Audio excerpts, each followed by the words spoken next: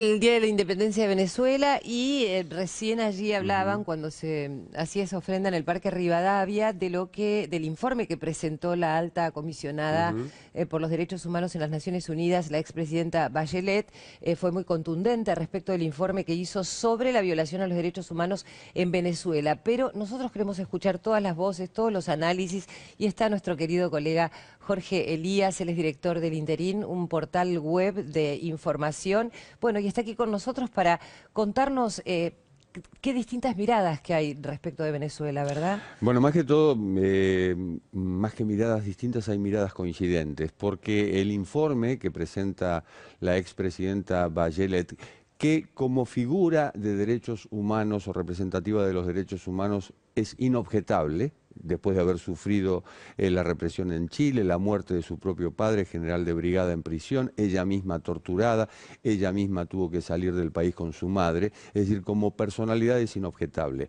Pero viene un poco a confirmar este informe aquellos que hicieron Amnistía Internacional, Human Rights Watch, la Organización de los Estados Americanos, y que fue presentado inclusive en la Corte Penal Internacional de La Haya como borrador para advertirle al régimen de Maduro que se están violando los derechos humanos en Venezuela. Lo que viene a ser el informe del Alto Comisionado de Naciones Unidas por los Derechos Humanos es justamente ratificar aquello que ya se había denunciado in situ y en 8 países, es decir, con entrevistas en Venezuela y con entrevistas en 8 países con personas que han debido salir de Sí, Venezuela. durante mucho tiempo. Yo te preguntaba respecto de las miradas distintas porque muchas veces no se admitía que esta situación existía en Venezuela e inclusive se la llegaba a justificar.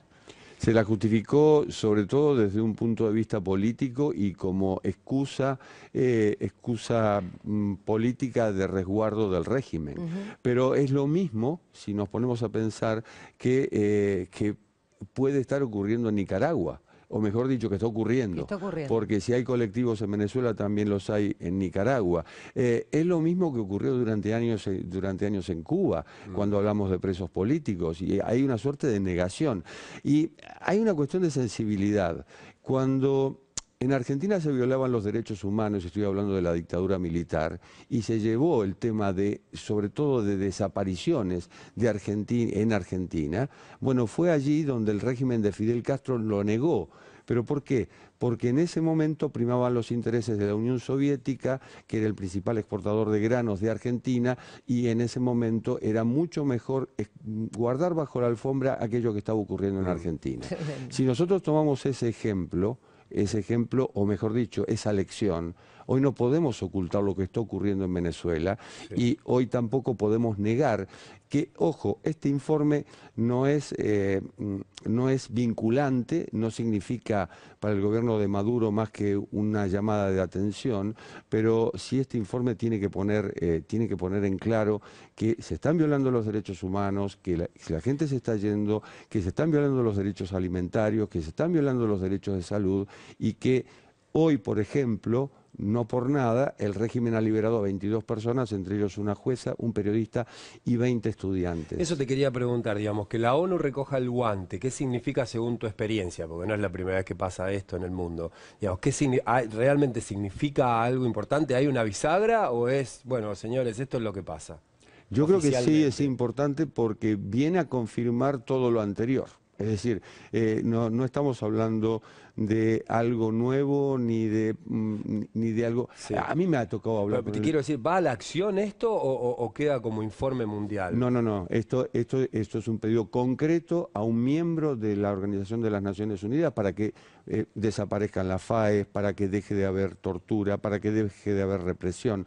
A mí me ha tocado hablar con el papá de un adolescente de 16 años ejecutado en su propia casa por haber participado de una guarimba, de una movilización. En el informe se recogen estos casos. Claro. Es decir, chicos de secundario, colegio secundario que van a una manifestación, los marcan y después va al FAES a su casa y le pegan un tiro Serían en el las pecho. ejecuciones que se le Extrajudiciales. llama en el informe, digamos. ¿Y Exactamente. qué crees que puede ser del futuro inmediato de Venezuela? Porque mientras Maduro sostenga su postura, esto puede llegar a ser muy difícil, sobre todo teniendo en cuenta que todavía hay integrantes de las Fuerzas Armadas que están sosteniendo su postura. El informe habla no solo de violaciones de derechos humanos alimentarios, sanitarios y demás, sino también de corrupción. Y hay serias denuncias de corrupción y hay sanciones individuales por lo pronto. Hay un diálogo que se está dando en Noruega con interrupciones, pero se está dando.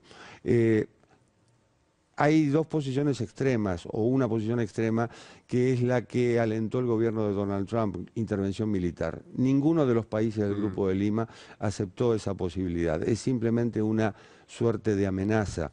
Hay otra posición, que es la de Iván Duque, el presidente de Colombia, principal receptor de venezolanos, que está diciendo, bueno, a ver, que se quiebren las Fuerzas Armadas, es decir, que dejen de apoyar al régimen de Maduro, que vayan con Guaidó, con Juan Guaidó, el presidente de la Asamblea Nacional.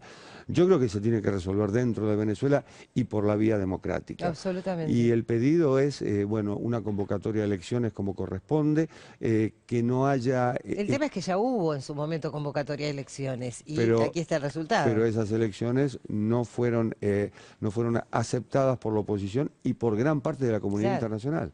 El 10 de enero es cuando asume Maduro un mandato que según la oposición ha sido usurpado.